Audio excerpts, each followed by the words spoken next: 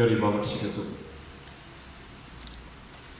Indray ny anfalinay ny Andriamanitra ray sy ny zanaka ary ny fanahy masina fa nahazo izao fotoan-dehibe izao. Dia ny fotoana atsiarovanay nanomezanao ny fanahy masina tamin'ireo apôstôly ka naniranao azy ho eto amin'izao tontolo izao.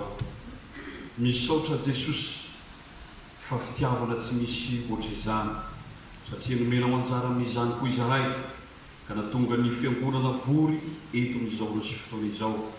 Ndray ny fanainao masina ary notonga irakao ihany koa. Mangataka aminao zay Jesosy amin'izao sy fotoana izao, amin'ny alalan'ny teninao, mba ianao mampianatra anay ny amin'ny fitiavanao sy ny didinao rehetra, hitandremanay izany amin'ny fitiavana fa sy noho ny fombafomba sy ny fahazarana ihany. Ampianariny fiangonana Jesosy izara ny fiadanana izay faniraisiny taminao ka hoentiny eo amin'ny fiarahamonina misy azy sy ho amin'izao tontolo izao koa. Dia mampianaranay Jesosy ny alalan'ny teninao fa vonona ianao izahay ary ampanginy izay feo rehetra tsy avy aminao fa ianao Jesosy irery ihany no tsy nay hoeno androany. Amin'ny anaranao mangatanay izany vavaka izany. Amen.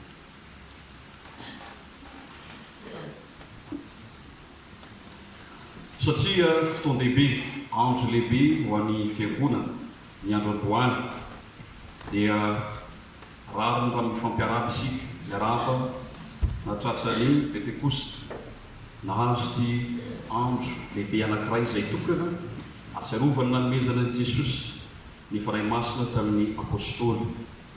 Tsy zavatra kely zany fa tena lehibe tokoa, ary besaka amin'isika mbola tsy mifankahita sy mifampiarahaba ka omena segotra visivisy sika misangana dia arabao namanao ny amin'ny andro lehibe androany izay nomeny Jesosy asika. Sangana tompoko.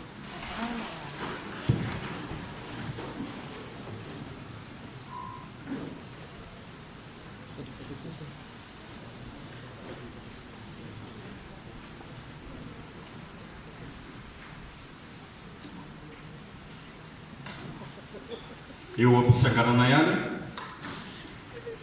amin'izao andron'ny Pentekosta izao, ny tenin'Andriamanitra izay voalatra ao anjarasika dia nalaina ao amin'ny filazantsara araka n'izao na toko fa 420. Filazantsara araka an'izao na toko fa 420, ny andiny fa 720 ka tsy amin'ny andininy fa 1 amin'ny 30. Izay nivaky toy izao amin'ny anaran'i Jesosy. Jesosy namaly ka nanao taminy hoe, raha misy ty ahy dia hitandrina ny teniko izy, ary ny raiko ty azy ary akao aminy izay ka honina ho aminy. Izay tsy ty ahy dia tsy mitandrina ny teniko, ary ny teny izay renareo dia tsy ahy fa ny ray izay naniraka ahy. Izany teny izany dia efa voalazako aminareo raha mbola mitoetra eto aminareo aho. Fa ny mpananatra dia ny fanahy masina izay rairay amin'ny anarako. Izy no ampianatra anareo ny zavatra rehetra sy ampatsiaro anareo ny zavatra rehetra izay nolazaiko taminareo. Fiadanana no avelako anareo, ny fiadanako no omeko anareo. Tsy taka ny fanomezan'izao tontolo izao no fanomeko ho anareo. Aza malahelo na matahotra ny fonareo. Efa renareo fa izao nilaza taminareo hoe andeha aho, nefa ho avy aminareo indray. Raha tsy ahy ianareo dia ho faly satria mankany amin'ny ray aho, fa ny ray dia lehibe noho izao. Ary ankehitriny efa nilaza taminareo aho dieny tsy mbola tonga izany, mba hainonareo rehefa tonga. Tsy laza zavatra maro aminareo intsony aho, fa avy ny andrian'izao tontolo izao, nefa tsy manana na inona na inona eto amiko izy. Fa mba ho fantatr' izao tontolo izao fa tiako ny ray, ary araka izay nandidian'ny ray ahy, dia izany no hataoko. Mitsangana andeha isika hialeto. Iray masonao manamasinanay amin'ny fahamarinana, fa ny teninao no fahamarinana. Amen.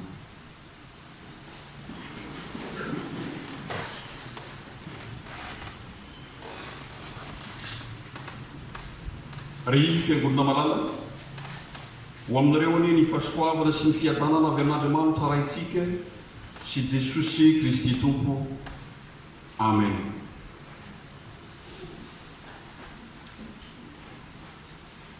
Satria mbola misy namasika voatonga dia faly miarahaba nahatratra ity andro Pentekoste ity ry avy.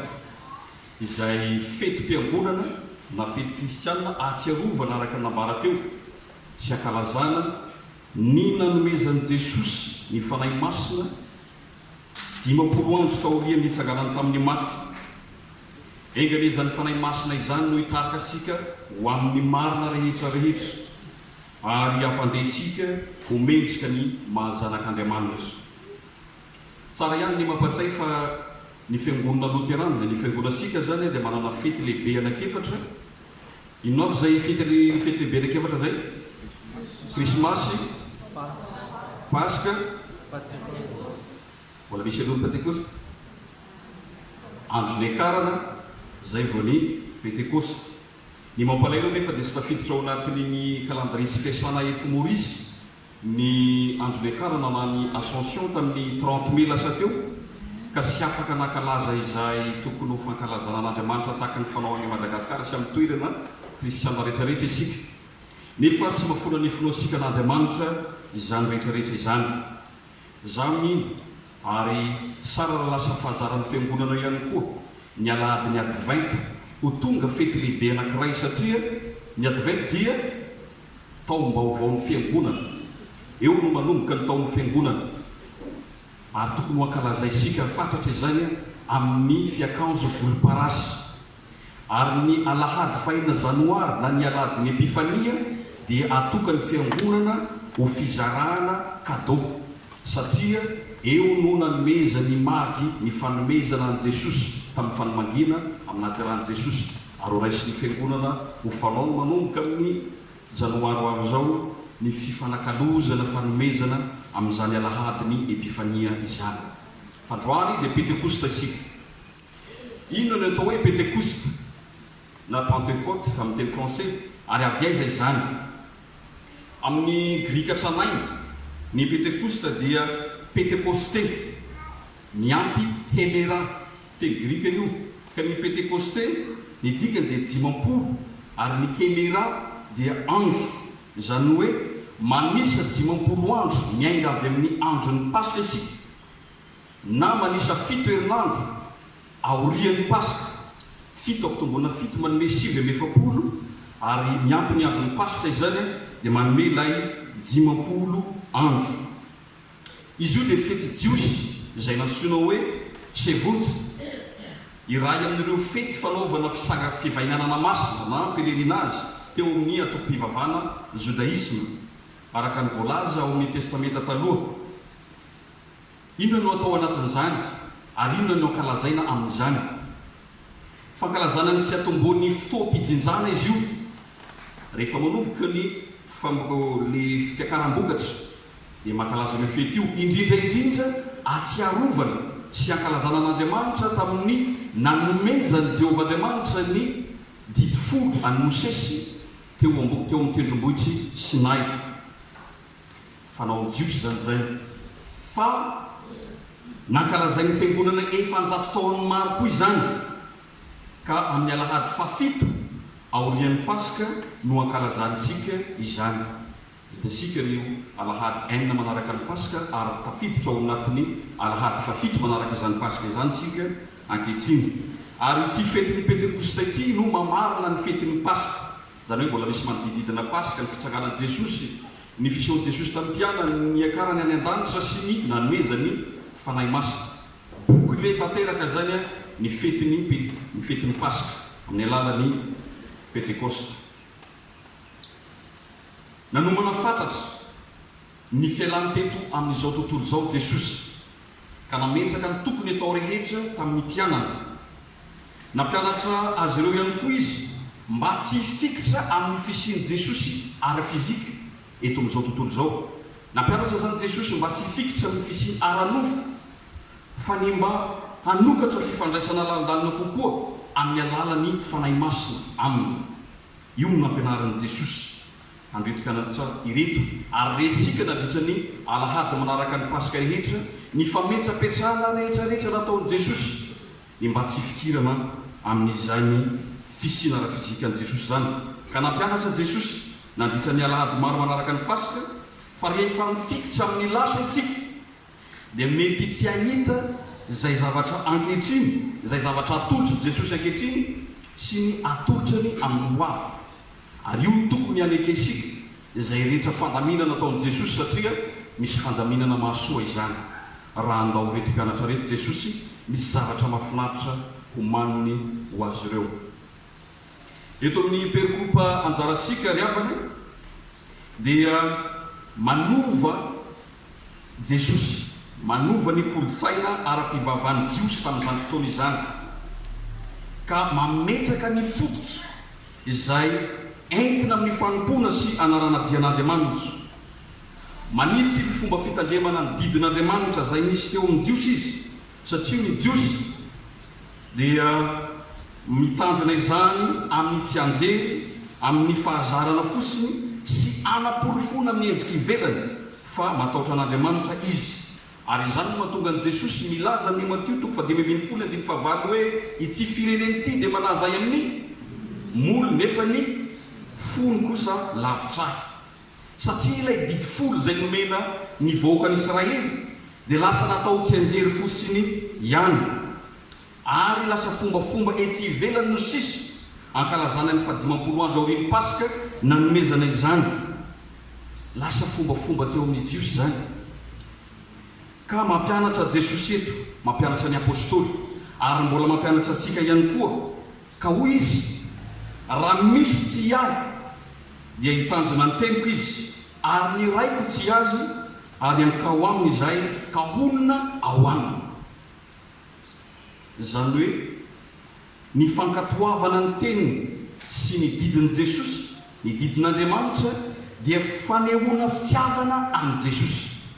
Raha mankatoa ny tenin'Andriamanitra ianao, mankatoa ny didin'Andriamanitra ianao dia maneho fa mitia any Jesosy. Averin'i Jesosy intelo atao anatin'ity toko 7:20 ity ny fankatoavana ho fanehoana fitiavana. Zao volazan'i Jesosy ao amin'ny 5:20, raha tsy ahy ianareo dia hitandrina ny didiko.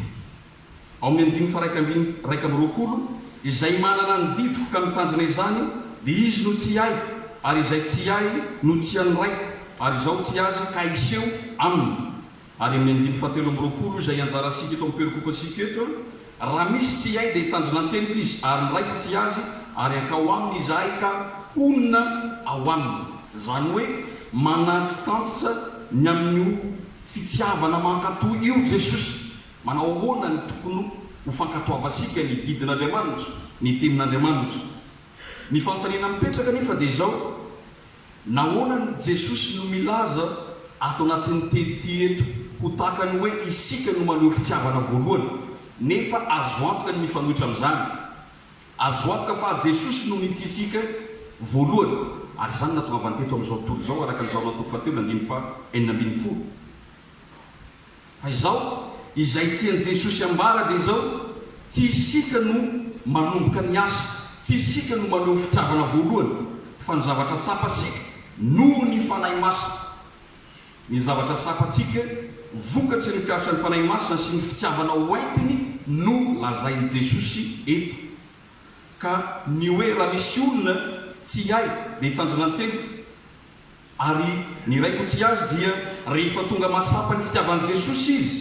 Izany hoe rehefa tonga mahasapa ny fitiavan'i Jesosy ny olona iray dia aneho fitiavana tahaka izany ihany koa. Noho izany ireo teny ireo dia manondro fahatsapahana fitiavana, ilay fahatsapahana fitiavana avy amin'i Jesosy, fa tsy fiandohana fitiavana velively. Fa Andriamanitra efa tiantsika hatramin'ny voalohany. Hoy izy ao amin'ny Salamo 2:7, zanako ianao, izao niteraka anao androany. Iza no tsy tia ny zanaka, hatrany amboaka efa tiana zany zanaka izany, ary mandra-pahafatiny na ahoana adalany. Amboniny zany fitiavan'Andriamanitra asika. Ary izao koa ny voalazan'i Jeremia 1:7, fitiavana mandrakizay no tiavako anao, koa izany no namparetako ny famindrampo anao. Izany hoe tiantsika efa hatramin'ny Andriamanitra, fa tsy isika no maneho fitiavana voalohany arak'izay lazainy eto, fa vokatry ny fiasan'ny fanahy masina mampafantatra izany fitiavana izany no haneho asika ilay fitiavana. Ankehitriny raha tsy ahy ny olona hoy Jesosy dia hitandrina ny teniko ary ny raiko tsy azy, izany hoe ho tsapatsika fa ho tiantsika Jesosy noho ny fanahy masina zay miasa ao amintsika ary anao asa tsara izay mafaly any Jesosy sika noho izany fiasany fanahy masina eo amin'isika izany.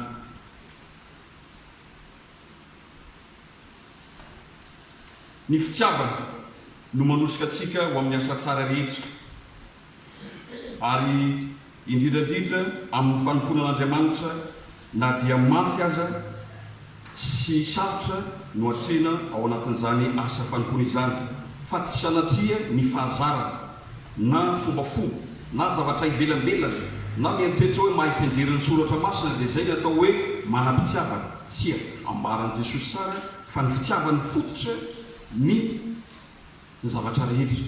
Aserovako ny hiranay tamin'ny mbola kely tamin'ny sekolim-pinoana tamin'izany fotoanany hoe c'est l'amour qui fait tourner le monde.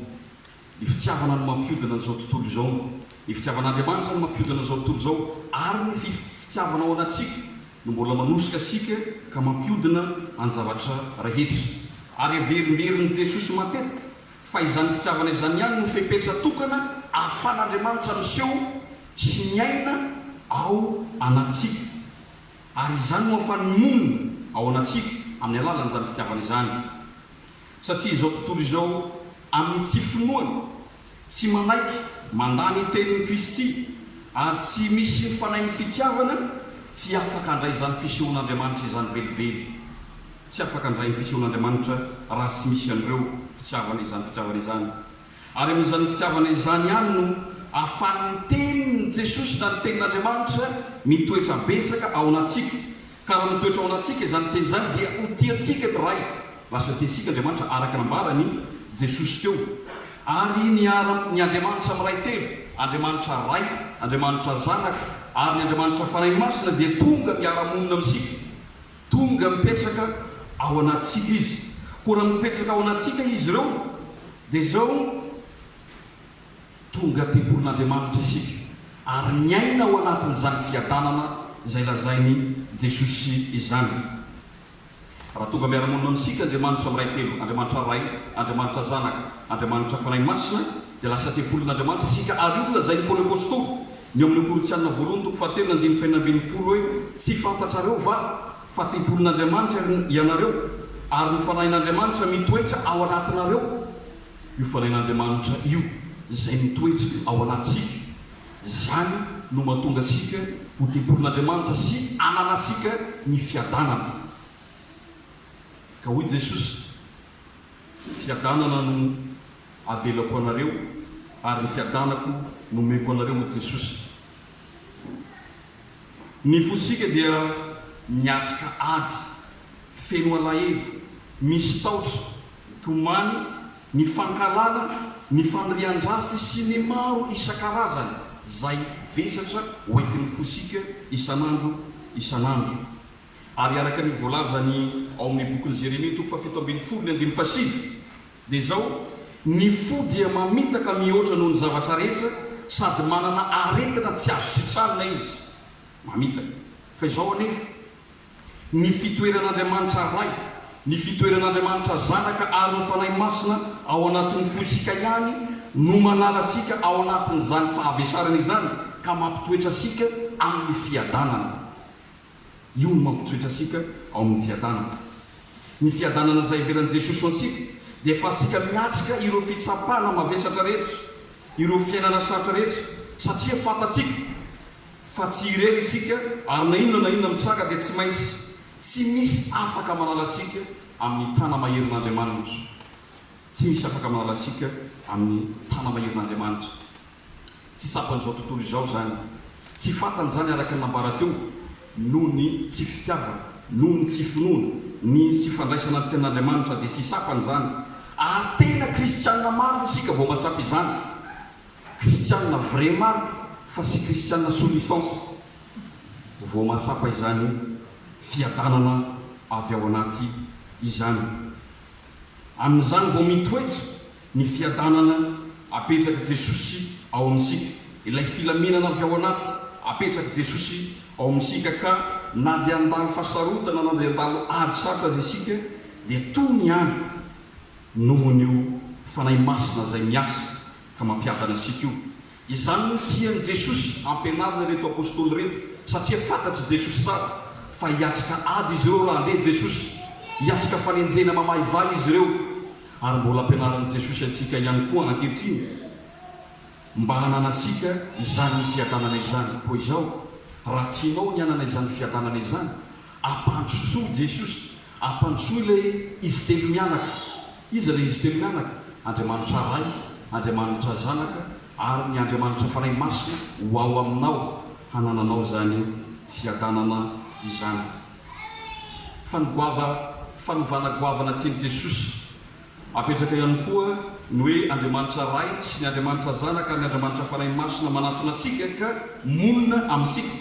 Tsy taka ny fiheverana teo amin'ny Jiosy na teo amin'ny fivavahana Jodaisma hoe manatona ny tempoly mba hakaikin'Andriamanitra kokoa.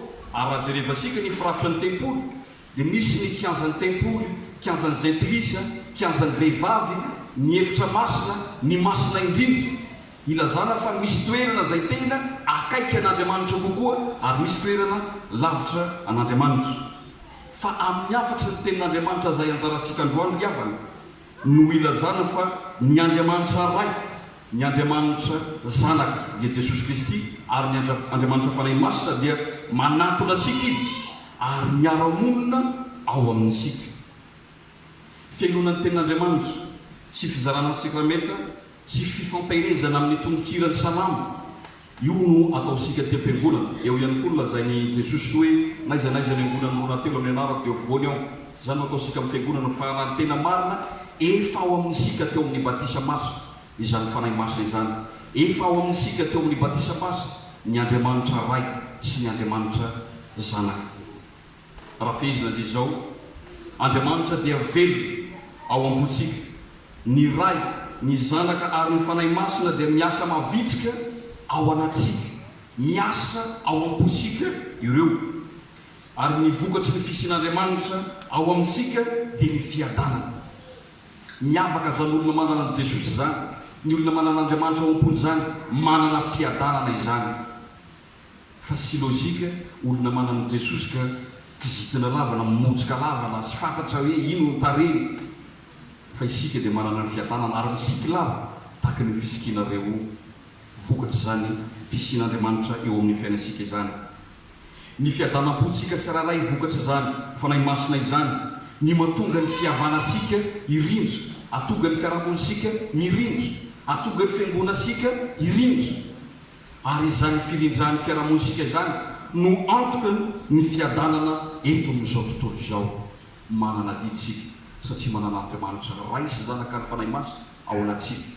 Izara izany fiadanana izany, navelan'i Jesosy ho asika izany, iainasika ary hozaraisika. Amen. Aujourd'hui, c'est la Pentecôte. Qu'est-ce que la Pentecôte et d'où vient-elle? Dans le grec ancien, la Pentecôte est Pentecosté plus Éméra, ce qui signifie 50e jour. Pentecosté veut dire 50e et Éméra veut dire jour. Soit 50 jours à compter de la Pâque ou 7 semaines après la Pâque. 7 fois 7, 49, plus le jour de Pâques, et ça donne 50. Il s'agit de fêtes juives qui s'appelait à Shavuot, l'une des 3 fêtes de pèlerinage judaïsme, selon l'Ancien Testament. C'est la célébration du début de la moisson, ainsi que la célébration ou le mémorial de l'octroi des 10 commandements à Moïse au mont Sinaï. Il est célébré par l'Église depuis plusieurs décennies, le 7e dimanche après la Pâque, comme nous faisons aujourd'hui. Et cette fête de la Pentecôte met fin à la fête de Pâques. Et à partir du dimanche prochain, nous entrerons dans le dimanche de la Trinité. Dans notre péricope d'aujourd'hui, Jésus est en train de changer la culture juive dans la religion à son époque, en établissant le véritable fondement du culte, et tout comme l'obéissance à la parole et au commandement de Dieu. Parce que les Juifs dans le judaïsme vénèrent cela juste une habitude et une justification extérieure qu'ils craignent Dieu. Mais ce n'est pas ça. C'est plutôt profond. Ça vient du cœur. Et c'est pourquoi Jésus a parlé dans l'évangile selon Matthieu, chapitre 15, verset 8. Ce peuple m'honore de lèvres, mais son cœur est loin de moi. Et il enseigne aux apôtres et de nous enseigner aussi aujourd'hui en disant, si quelqu'un m'aime, il gardera mes paroles et mon Père l'aimera et nous viendrons à lui, ferons notre demeure avec lui. C'est-à-dire que l'obéissance aux paroles et aux commandements de Dieu est une démonstration d'amour pour Jésus-Christ. C'est l'amour qui nous motive pour tout bon travail et pour servir Dieu, même si c'est difficile. C'est l'amour qui nous pousse, qui nous motive. Et ce n'est pas l'habitude, ni des choses superficielles, c'est plus profond. C'est de l'amour. Et Jésus a répété plusieurs reprises que cet amour est la seule exigence pour que Dieu puisse révéler en nous seul l'amour. Parce que le monde qui ne croit pas et rejette les paroles de Christ et aucun esprit d'amour ne verra jamais la manifestation divine. Et avec ce même amour, la parole de Dieu peut rester en nous. Et si cette parole demeure en nous, Dieu le Père nous aimera et la Trinité viendra et vivra avec nous pour toujours. Et s'il vient vivre avec nous la Trinité, alors bien sûr, c'est la paix totale. C'est la raison pour laquelle Jésus a dit, je vous laisse la paix et je vous donne ma paix. La paix reste avec nous par le Saint-Esprit. Et nous devenons un temple de Dieu. Et c'est ce qui dit l'apôtre Paul au Corinthiens 1, 3, 16. Mais savez-vous pas que vous êtes le temple de Dieu et que l'Esprit de Dieu habite en nous? Parce que nous devenons un temple de Dieu. Et pour conclure, Dieu vit dans nos cœurs. Le Père, le Fils, le Saint-Esprit travaillent activement en nous. Le fait dominant de Dieu en nous est la paix. C'est grâce à la paix. La paix de chaque personne fait la paix de notre société, la paix de notre communauté. Et ça devient la source et le fondement de la paix dans le monde. Amen. Vous maintenez on a demandé à Raïs, c'est un accord zay fa azy hatramin'ny taloha indrindra ka mbola ho azy mandrakizay mitsangana raiso ny fitahina ho aminareo rehetra anie ny fahasoavan'i Jesosy Kristy Tompo sy ny fitiavan'Andriamanitra ray ary ny firaisana amin'ny fanahy masina. Amen.